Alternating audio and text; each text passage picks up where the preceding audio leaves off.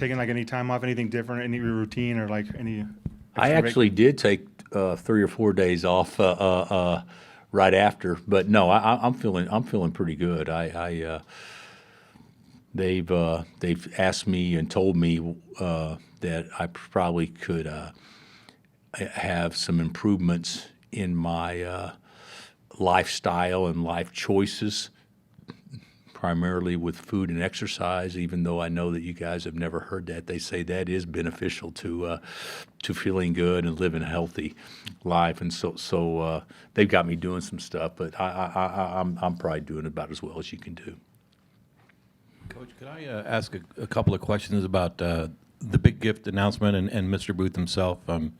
Could you just put some voice to what that sort of gift and endorsement does for the attitude and spirits around the department as a whole? And also, could you just offer some maybe personal insights into the man, Mr. Booth, who he is? Well, as everybody knows, David grew up on Naismith Drive, and he's loved KU. Going back to when he was a youngster going to Lawrence High, and he has obviously been ultra successful in his financial world, but has never lost sight of people and places that have put him in a position to actually be as successful as he has been. So, he's given back to a lot of different people and a lot of different organizations, and of course, University of Chicago being one of them with the Booth School of Business.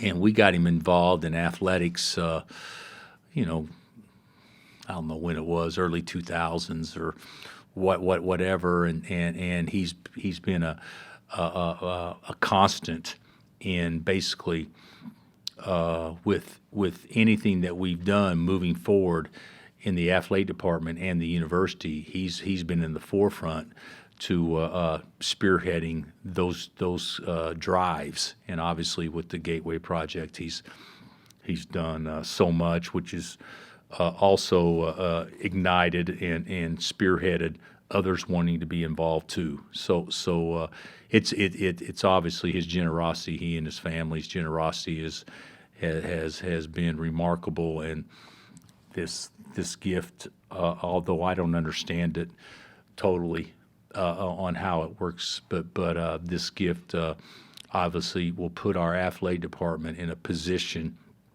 to operate in a way that 2 years ago we were thinking, how do we get to where we want to go? And now there's a clear path that will allow us and help us get to where we want to go. But with that being said, I know David well enough to know he gave us that gift for us to utilize it in the best way, but for us to also understand part of the responsibility of that gift is to make sure we go out and take advantage of it by working as hard as we ever have to bring other people into the mix, to make it where it's not a one-man gift or a one-family gift. It's the tip of a spear on what should be a lot more. So that to me, I think, will be a driving component in how the athletic department looks at it. One more health thing. Just wanted to ask how this compared to or was different from what you had in 2023. I've had more stuff going on that I haven't, Henry, I haven't gone public with what it is, and I'm not going to. The similarities are that I had stints back then, and I had stints this time, and there's some other things around it that's obviously different, but from a rehab standpoint and from where I am post where I was before, I actually think I'm better today than I was then. Like I could coach a game tomorrow. I can have practice tomorrow. And back then, because of some complications I had, they didn't want me doing anything for a while. So from that standpoint, I feel like I'm much further along. If we practice tomorrow, I'd be 100% and be out there. Thanks. And wanted to ask also, you added G since we last talked to you. Wanted to ask about identifying him and bringing him in as someone who could add to your team. Well, we actually, Henry, identified him a while back, but I really felt like we needed ball handling and perimeter shooting in a way that, and I hate to sound negative or positive on this, just factual.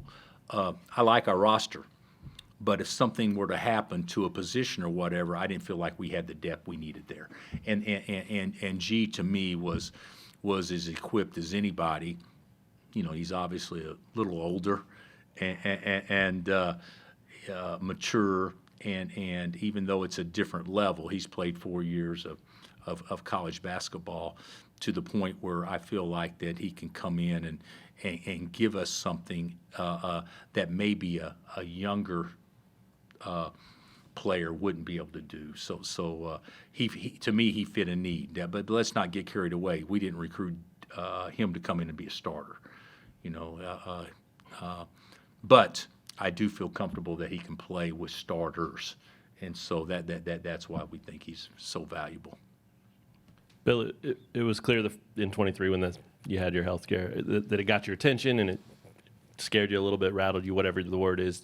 Same thing this time? Do you feel like maybe you learned something then that you can kind of use this time to move forward with those choices they're asking you to make and that kind of stuff? I actually believe this. I know you guys will find this hard to believe. When they tell you at a young age that you should be doing this, and that, that's probably pretty good advice, because there's a lot of things that you can do as you get older that doesn't 100% compensate some of the poor choices you made when you were younger. So yeah, I don't think it was a situation that you know, just hit me right between the eyes as much. But with that being said, there are things that we can all do, and I certainly can, to maybe not guarantee success, but you can certainly put yourself in a much better position to have a better chance for that. And that's where I'm at. I'm no different than I was, you know, 4 weeks ago. And that's what they told me too. They said, you'll probably feel better than you did 4 weeks ago after you get back in a routine and all that stuff. So, but the truth of the matter is there are some lifestyle things that I have to be better at. But there's also some good fortune that goes along with it too. And then, Neil, you going to ask health or? I was going to ask, yeah. Go ahead. Coach, I talked to one of your oldest friends who said he needs to keep coaching if he can coach. If he doesn't coach, I think it would kill him. I mean, I really believe that he loves it so much and he loves this team he's got. Did you ever think about not coaching or stepping away? And if you had to do that, how tough would it have been with this group, you guys, and the coaches you've got assembled around you? Well, when we lost like 3 out of 4 last February, yeah, I thought about it. but from a health standpoint, no, I haven't thought about that. I asked the doctor or the surgeon. I asked the surgeon, hey, what do you think? Is this something that should change my way of thinking on stuff? And he said, do you love what you do? And I said, yes. And he said, well, keep doing it. So yeah, there hasn't been any thought like that. I wonder, too, your thoughts on the stadium, where it's at, football? You know, I haven't been over there yet. Okay. On the inside. Sure. I've driven around it countless times like everybody else. But I think it's fantastic. You know, it amazes me the amount, you know, you see homes that can't get built in 2 years, and you build a stadium like that, you know, we were only out of place for 1 year. And looking back now, and I'm sure nobody liked being out of place that 1 year. What a small, you know, obligation or price to pay for something that could end up this good and this positive. So I can't wait to be there on the 23rd, and I think it's going to be fantastic, and I think that we'll have a team that obviously will play to the level that the stadium looks. And that should be a pretty high level. So it should be an exciting time. What about for you? You bring recruits in there all the time. It's a different looking, feeling type of place now. Have you thought much about that? No. Guys, recruiting has changed. How nice your football stadium is when guys are sitting there isn't going to be a determining factor on a decision. Just like Allen Fieldhouse won't be a determining factor with their guys. There's more important things in players and agents and families' minds these days. But the energy and the atmosphere around a visit will still play a factor in, connecting an individual and wanting to be a part of that. So it's going to be positive. Don't get me wrong, but I don't want to misspeak and say that the stadium is going to help basketball recruiting. It won't. The atmosphere, hopefully inside the stadium, and the energy, hopefully, will be something that adds to a recruit's experience. Right. Coach, so glad you're doing better. We've seen a lot of turnover in rosters, especially more now with the transfer portal being what it is. What have you kind of learned through the process, and how you kind of approach a season maybe a little differently with so many new faces coming in from all over? Yeah, that's a great question. We returned one player that scored a basket basically last year, Flory. We have 3 other guys that practiced, but they were out for injuries or redshirt, Jamari or whatnot.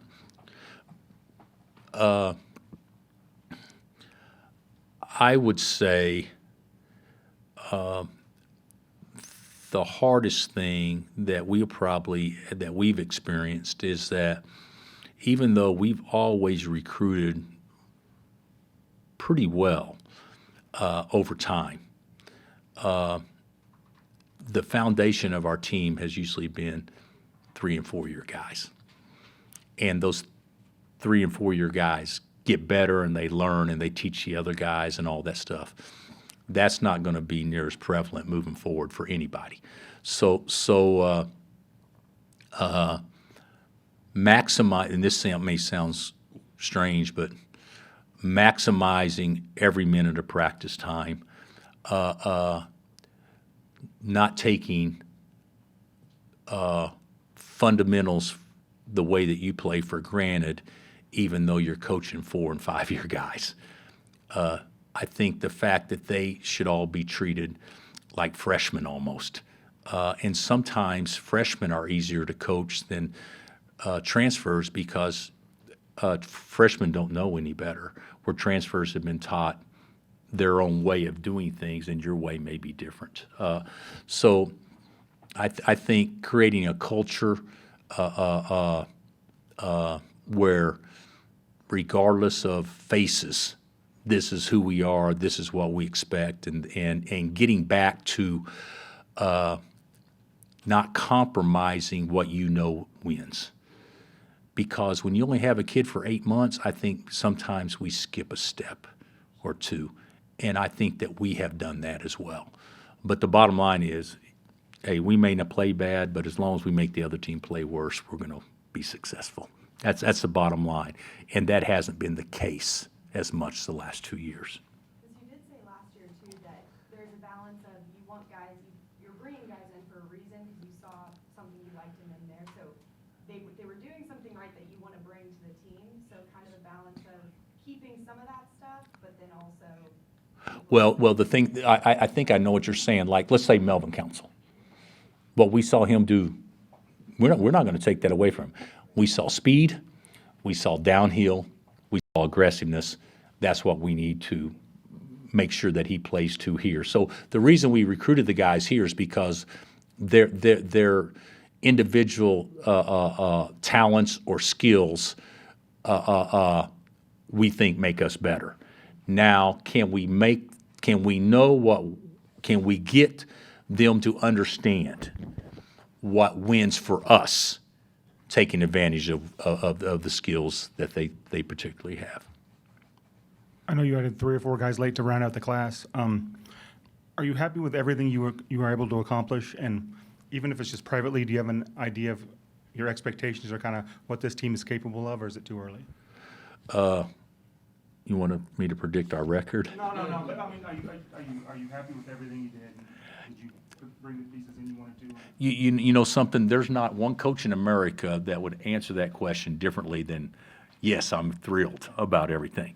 Now, but who knows how it'll play out? But I think we got better.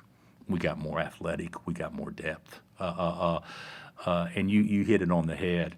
We were able to get some guys later than maybe we had hoped to get them, but they end up being the right guys. And Cole and Paul late, and then with G, to me he feels a need. So Shay, I like where we're at. The thing about it is, if you're going to err, because it's an inexact science, you may want to err on the side of athleticism, or you may want to err on the side of shooting, or you may want to err on whatever. And I feel like that we're so much more physically athletic than what we were last year. So to me, that excites me. Bill, the Big 12 is going to start doing availability reports before games. Did you support that, or just generally, how do you feel about availability reports regarding injuries? I've had some heart issues. I didn't even know that was a. Hey, Travis, are you aware of this? I can tell you about that this afternoon. Okay. So I thought maybe I just didn't get it. Actually, I think that's great. The way it's worked in the past, gamemanship or whatever, well, he's not going to play, but let's don't let the other team know till warm-ups or whatever, which to me is ridiculous. So I think that will be a positive requirement. I don't know how it all works. There's still going to be guys that are game time decisions. I mean, there's still going to be things like that, but I think that's actually a good thing. But let's just call it like it is. Why is that important now more than ever? Gambling. So I don't know that actually impacts me and how I'll go about my business, or how another coach will go out of business, but it may impact somebody that is wants to do something before actually tip off and know who's actually going to be out there. So After what you saw this summer, where specifically do the 3 transfers fit in, and what kind of summer did they have? I think of the 3, I think Trey White had the best summer. Trey White's a good player. I think Jaden and Melvin had good summers, but I think they were further away from being comfortable, where I think it was more of a natural transition for Trey. But I'm happy with all of them. They all do different things, and they're all going to be good players. Did anybody emerge as a force like Flory or? I thought Flory had a great summer. Cole Rosario had a great summer. And then we got, obviously we got a guy that is very talented, and Darren had a good summer too. But having a good summer individually and have your team look good are probably 2 different things. But we did have some good individual summers. When do the guys get here? I believe the majority of them arrive tomorrow, and maybe a couple on Sunday. And we may have a couple that come in a little bit late. But when I say a little bit late, hopefully here, by Tuesday. Are there any late changes to the coaching staff?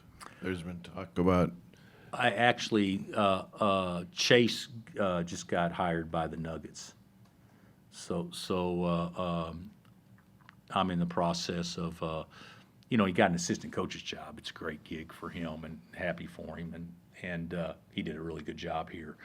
But I'm in the process of looking into some different things, but I haven't done anything yet. I feel like I got the scope kind of narrowed down of what I think would be good for us, but I haven't done anything yet. You talked about the difference in coaching a lot of the newcomers. In terms of those newcomers, have you seen any of them kind of take any action to build the chemistry amongst one another? Do you think they're ahead of schedule in terms of the chemistry on the team? I think they really like each other. That's also coach speak that everybody says every year. But I do. I think they like each other, and I think they're competitive. And I think they all really, really want to be here. Those are all positives. But as far as chemistry, and other than like each other, like I don't know if they know, you know what, this really makes Bryson a better player if we do this and that. I don't think we're that far along yet, but I do think they like each other a lot. Bill, you mentioned Cold looking great in camp. Kind of what is his role would looking like ideally this coming season? Obviously, it might be early to say, but what do you hope he can add to the team? Well, it is probably early to say what anyone's role would be, but obviously athleticism, perimeter shooting. I mean, he's a very, very, very, very bouncy, vertical guy. He's got a he's strong and he shoots the ball well. So, but that's also in the summer when the lights aren't on yet. But I do think he's going to be a really good player.